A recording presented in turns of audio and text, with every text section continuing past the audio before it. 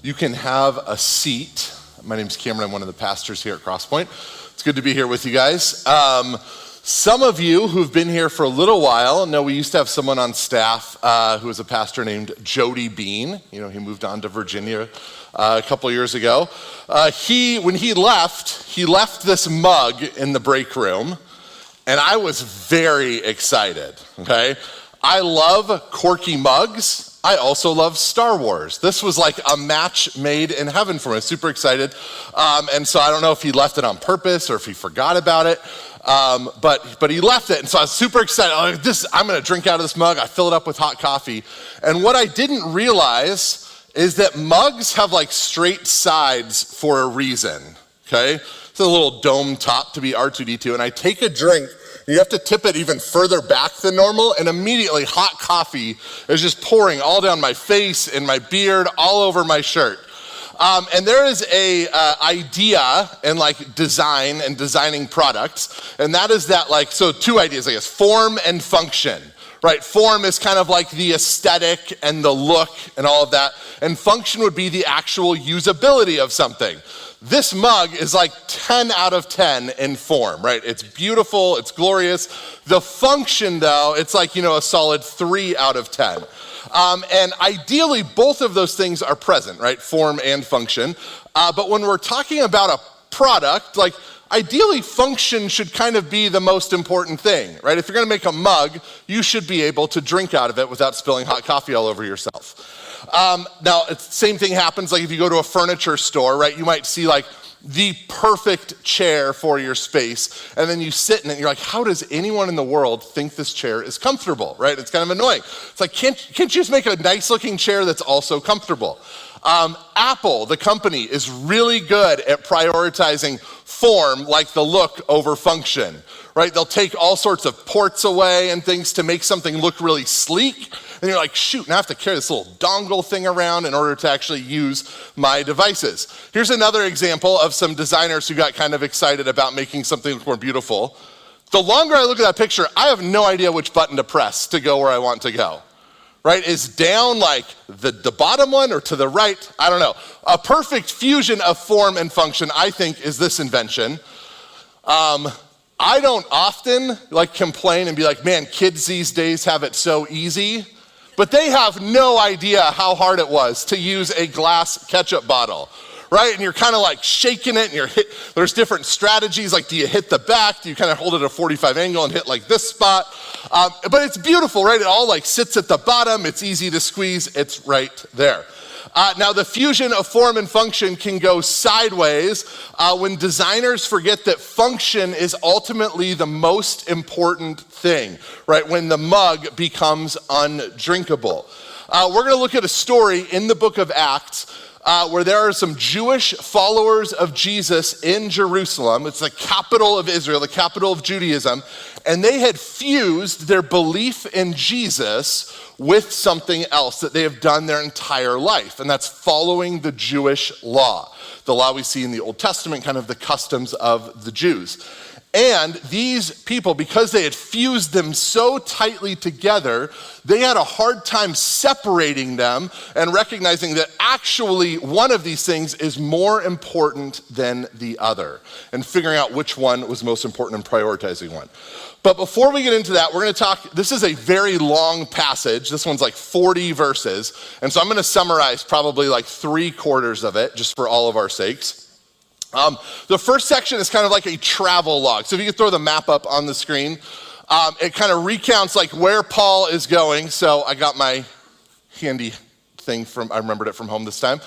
So Paul is on his journey where he's going around, down here, this is the little key. It's this is 200 miles is this length. So he's been traveling for years all throughout this whole area, visiting churches that he started before, visiting new areas and starting churches, encouraging believers. He'd kind of done this whole thing where he's gone back and then back up around. And when Paul was talking last week, he was right near Ephesus and this place called Miletus, where he's talking to the the Ephesian elders and encouraging them before he realizes like he's never going to see them again and he's going to move on. And so our passage today has Paul getting on a ship and traveling down all the way back to kind of where all of this whole thing started down here in Jerusalem.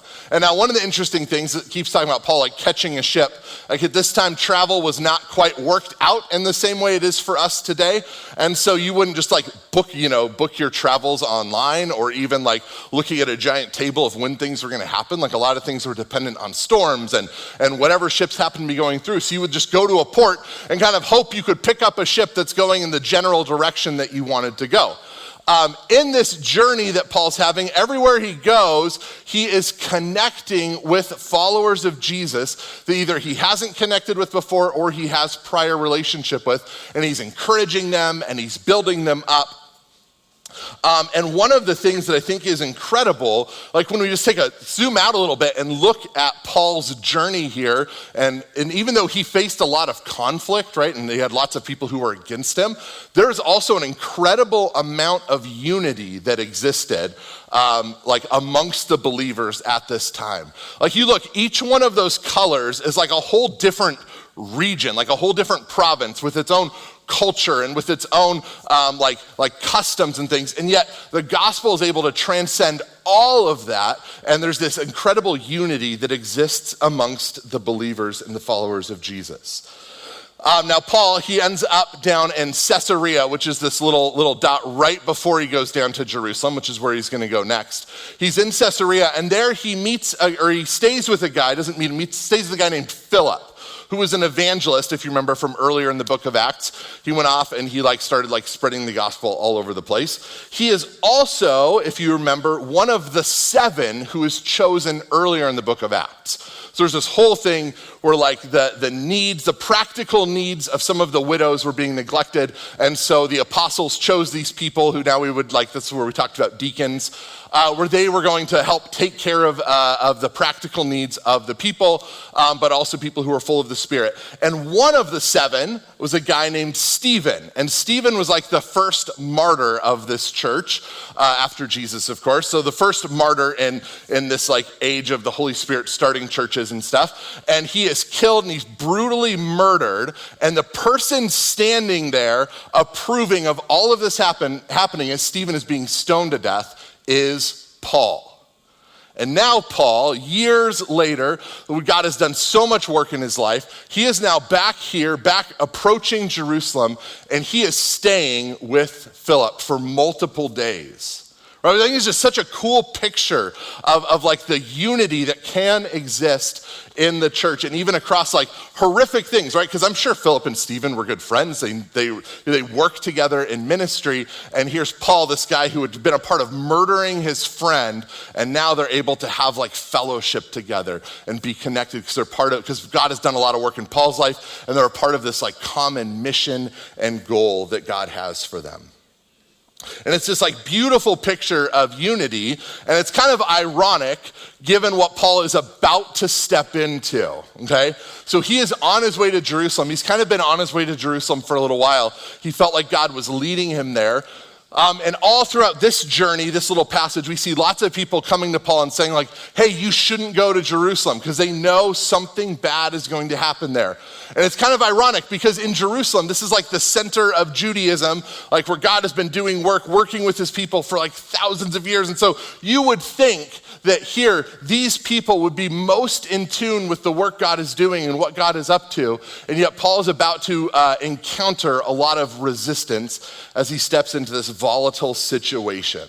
So he feels like God is leading him there, and even though other people are encouraging not to go, he knows this is what he's supposed to do, and so he travels down to Jerusalem from Caesarea, and initially he's greeted very warmly, right? Everyone's kind of excited to see him. He gives a report about all the work that God has done throughout the Gentile world. Remember, Gentile means non-Jewish. So throughout the Gentile world, he gives us a report of all the things that had happened. And the Jerusalem elders of the church there in Jerusalem, here's how they respond in Acts chapter 21, verses 20 through 22. When they heard this, they praised God, and then they said to Paul, "You see, brother, how many thousands of Jews have believed, and all of them are zealous for the law." So what had happened is he goes and he reports, like, look at all the work God has done throughout the Gentile world as I've been going around and being a part of all this, the work the Spirit is doing.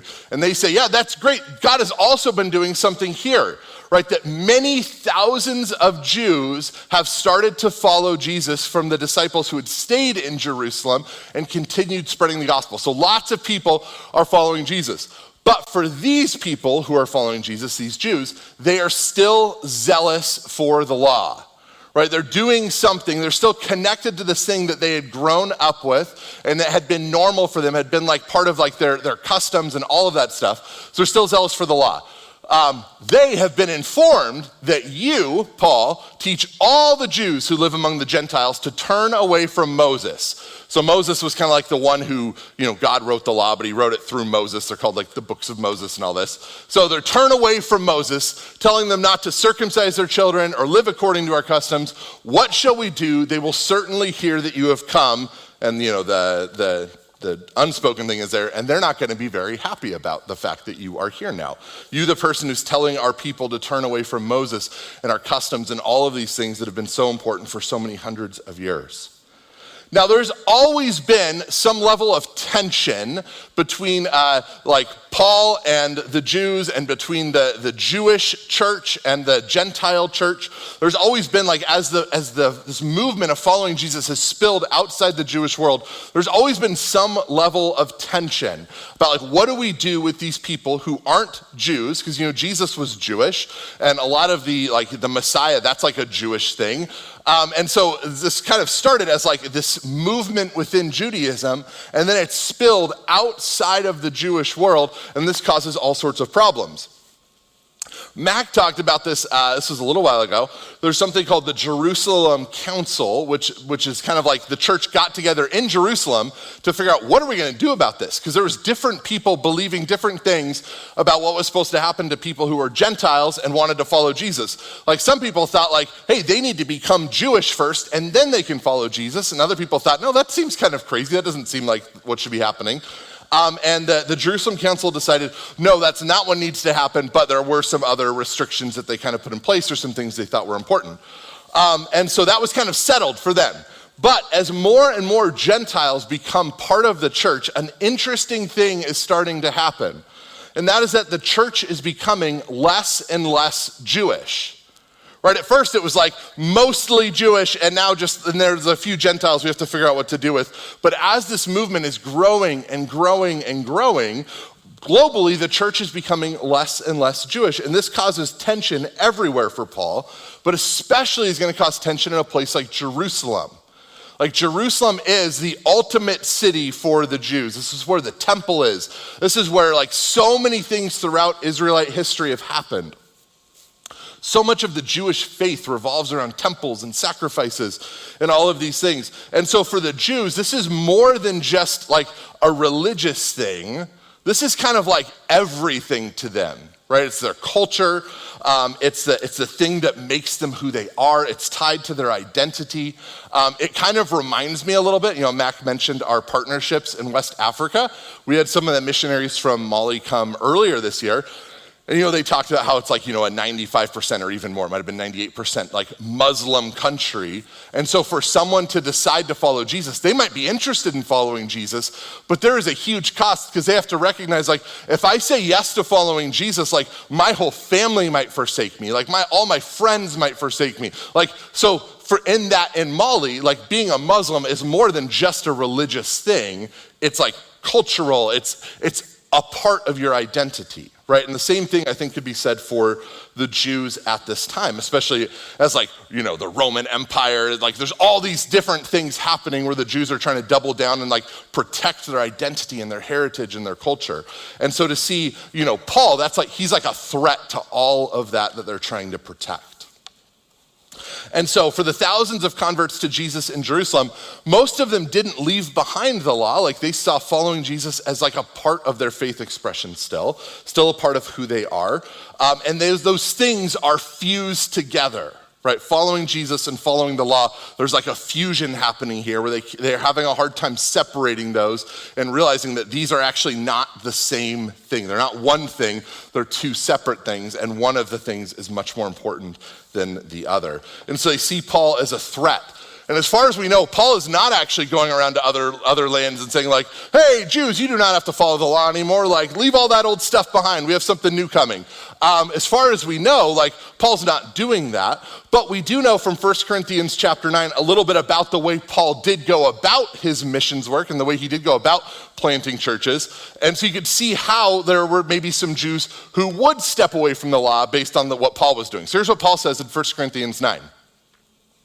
Even though I'm a free man with no master, I have become a slave to all people to bring many to Christ. Right, it's like Paul's main thing here. It's like, I'll be whatever to bring other people to Christ. When I was with the Jews, I lived like a Jew to bring the Jews to Christ, to Jesus. When I was with those who follow the Jewish law, I too lived under that law. Even though I'm not subject to the law, I did this so I could bring to Christ those who are under the law. I think there's another one. There we go. When I'm with the Gentiles who do not follow the Jewish law, I too live apart from that law so I can bring them to Christ. But I do not ignore the law of God, I obey the law of Christ. When I'm with those who are weak, I share their weaknesses, for I want to bring the weak to Christ. Yes, I try to find common ground with everyone, doing everything I can to save some. I do everything to spread the good news and share in its blessings.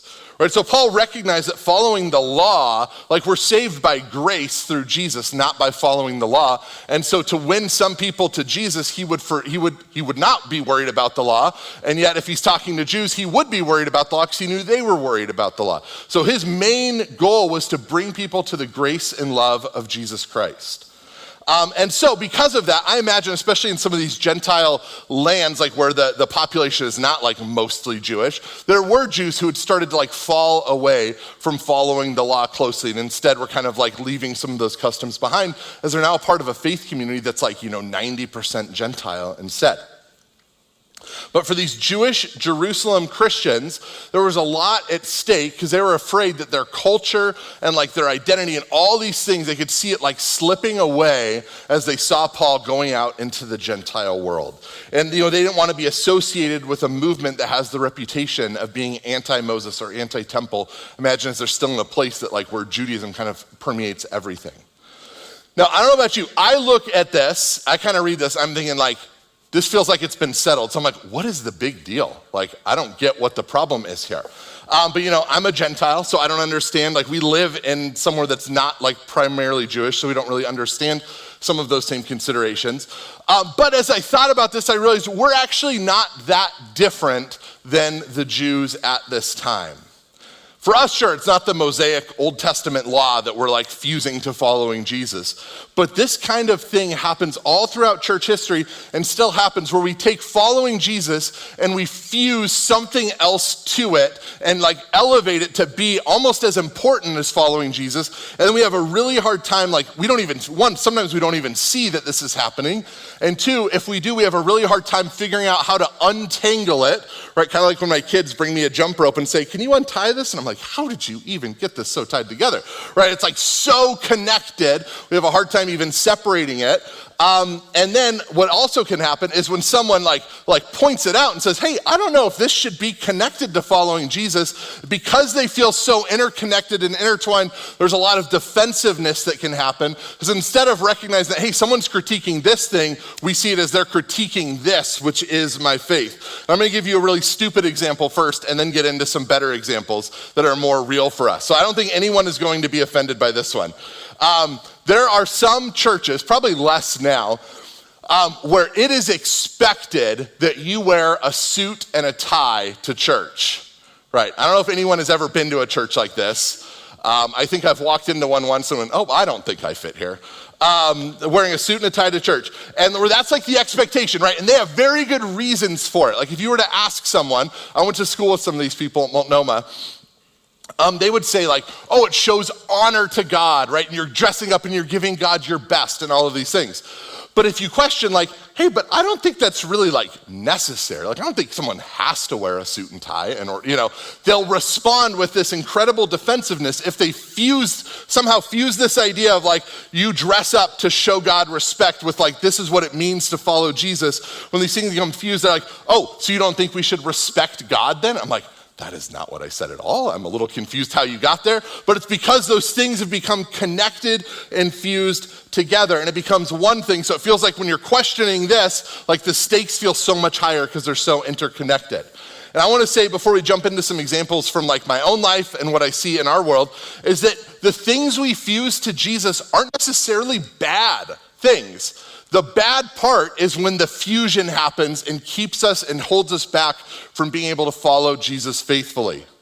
Wear a suit all you want, BJ. That's fine. Just don't make the rest of us do it, or judge the rest of us when we're not wearing a suit and tie to church, right? Like when we use it for self-righteousness and to kind of build ourselves up and puff ourselves up, or assuming it's essential, that's when it can become a problem.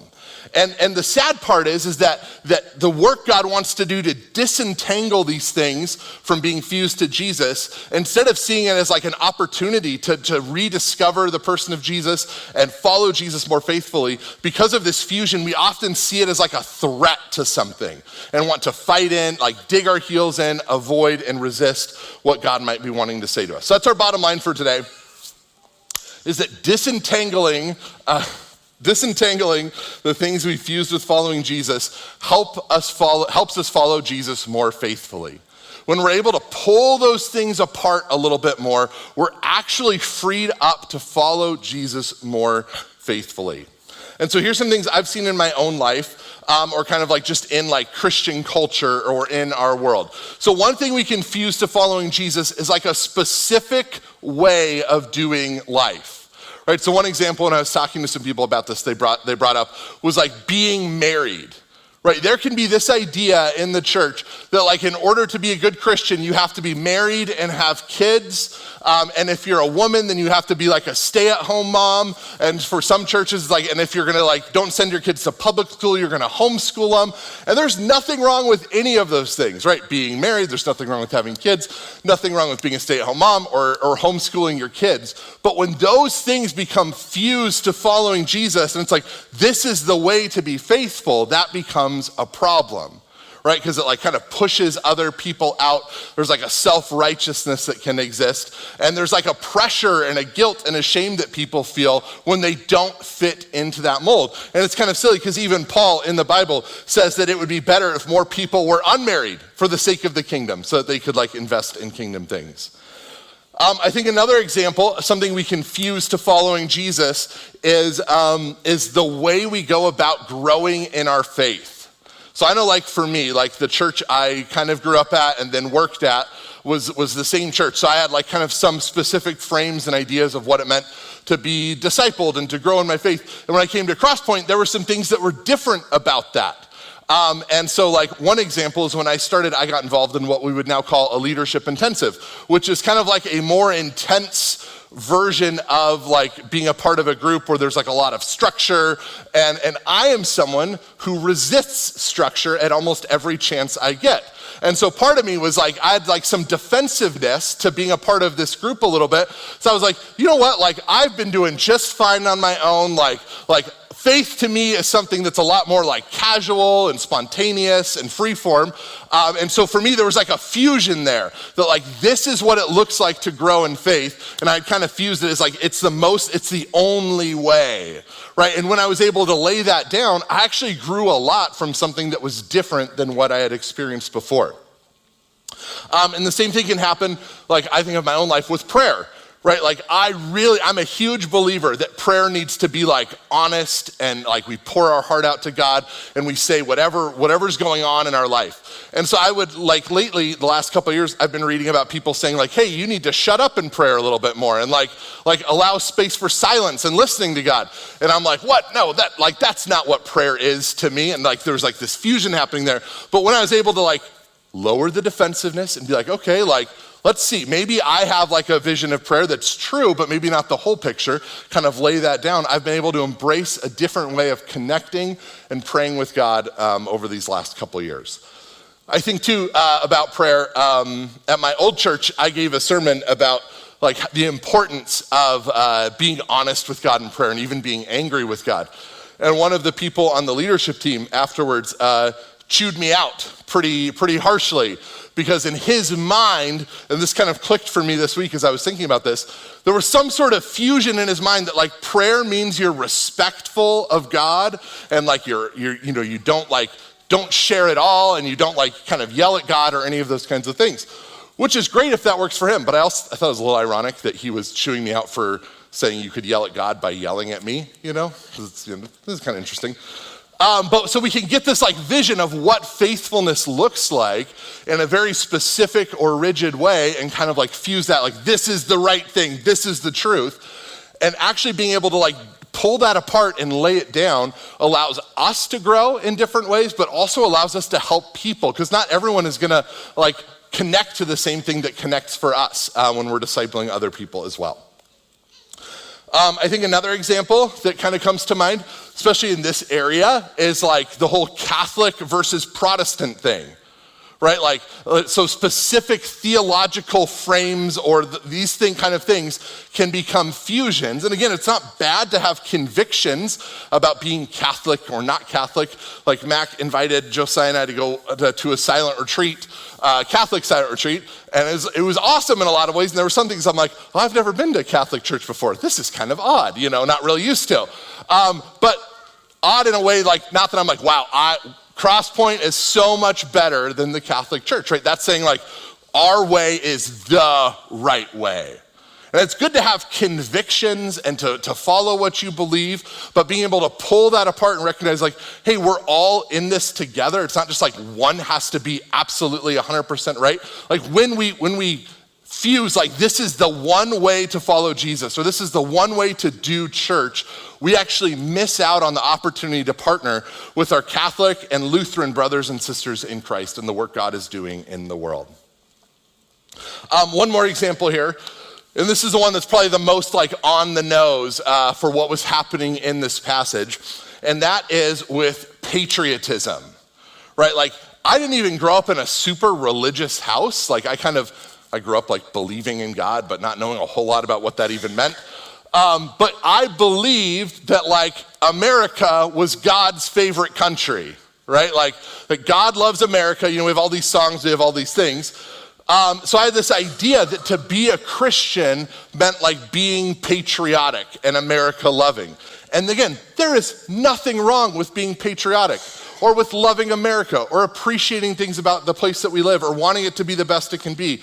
But I think it's worth naming that being patriotic is not the same as following Jesus, right? And for too many of us, that can happen where what country we're a part of or like our patriotism can become fused with following Jesus in a way that we can't really disentangle them, and they become the same thing when clearly one is more important than the other.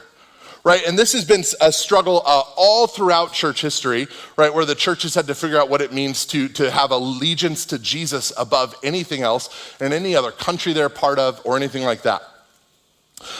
But this fusion for us, I think here in America in 2023 can get more complicated, because the fusion is usually not just about loving America, it's about a specific political vision for the way we think our country should go. And instead of just being like, hey, this is informed by my faith, we've fused it with our faith to the point that they're like interlinked and intertwined, and we can't even see things being any other way. Right, like I think of the 2020 election, which I'm sure is something we would all love to relive here next year. Some people said, how could you call yourself a Christian and vote for Joe Biden? And other people said, how could you call yourself a Christian and vote for Donald Trump? And I'm like, sweet, I'm not gonna vote. And then people said, how could you call yourself a Christian and not vote? It's like, oh man, I'm stuck here, like I don't know what to do. So it's like I'm not a true Christian if I vote for Trump, for Biden, or just decide not to vote.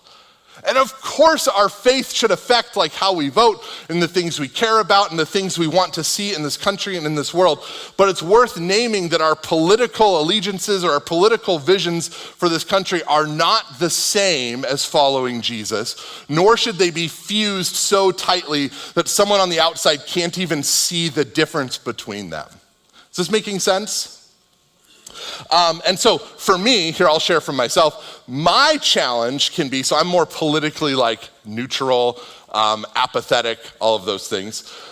My challenge can be is I can get really self-righteous about my own political views, which is like, people shouldn't care so much about politics and get so I can be like, oh, this is totally how Jesus would be if he were here right now. He'd be more detached and neutral and not as engaged and not as like charged up all the time.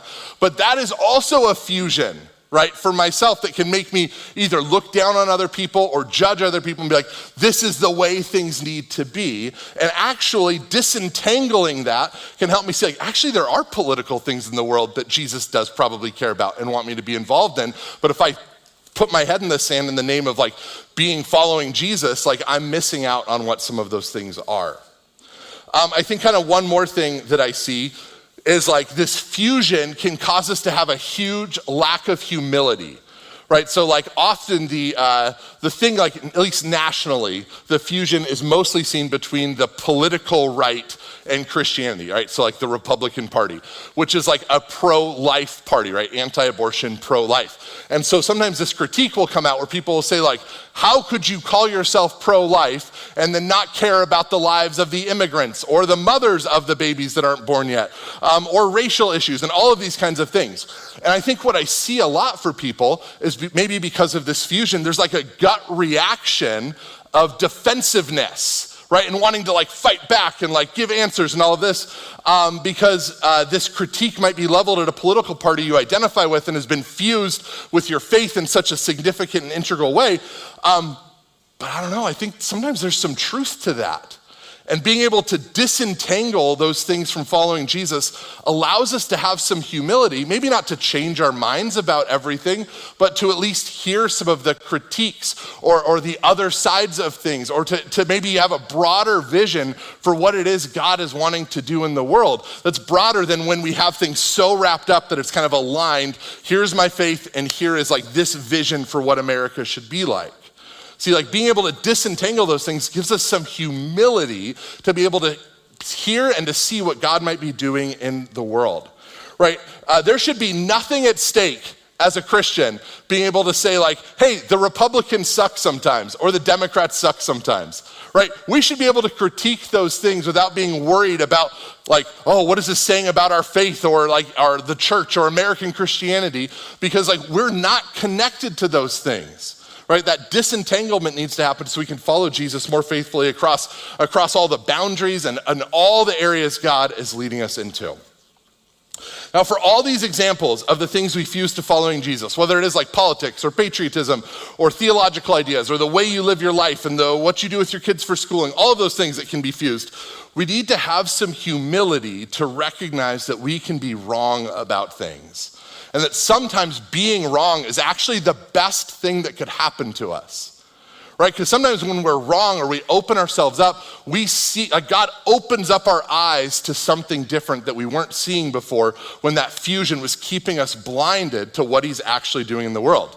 Right, think back to the Jewish Jerusalem Christians that were so zealously following the law and kind of fused to that they weren't able to see all the amazing things that God was doing, and they weren't able to be a part of all the amazing things God was doing in the world around them because they kind of had like one vision of what faith was supposed to look like for the Jews. And I'm assuming that I have things that I don't know about yet that are fused with following Jesus in really unhealthy ways. And that we all have those things, and they're so entangled that we don't even know about them yet.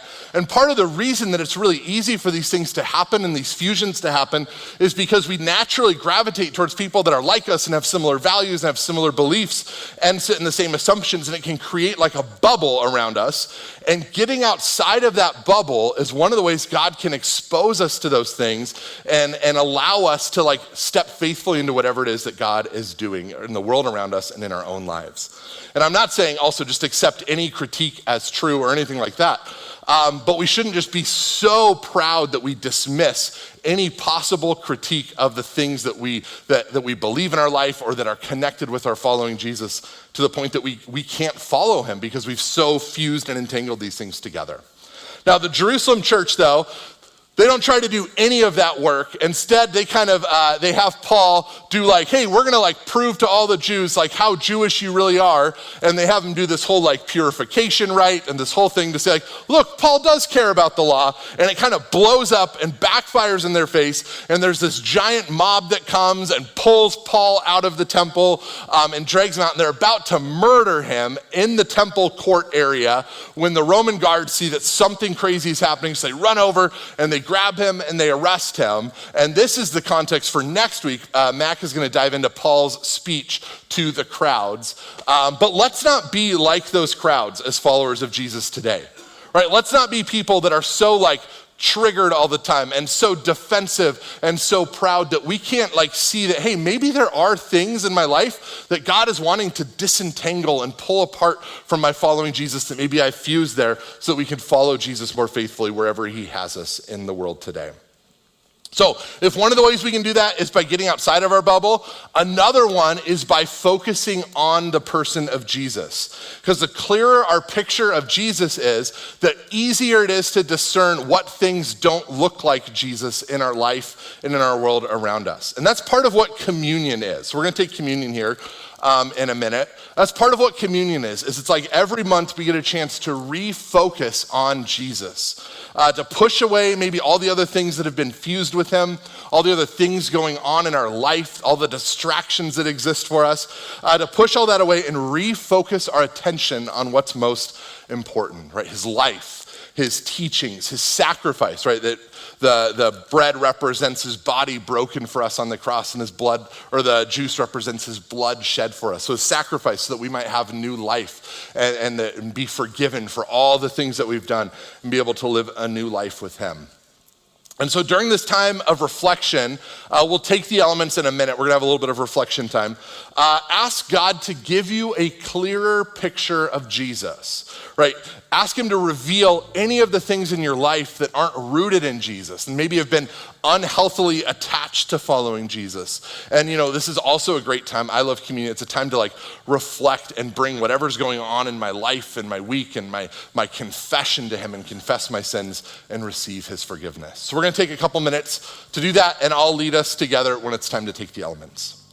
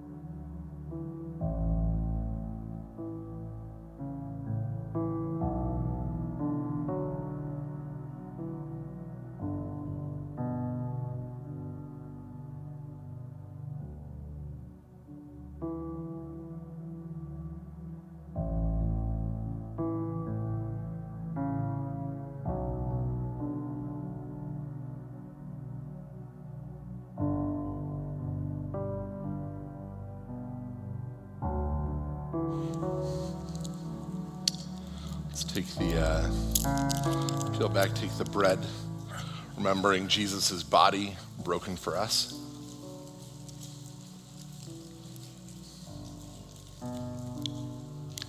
And the juice, remembering Jesus' blood shed for us on the cross, so we don't have to be bound by sin and shame anymore, but can live free.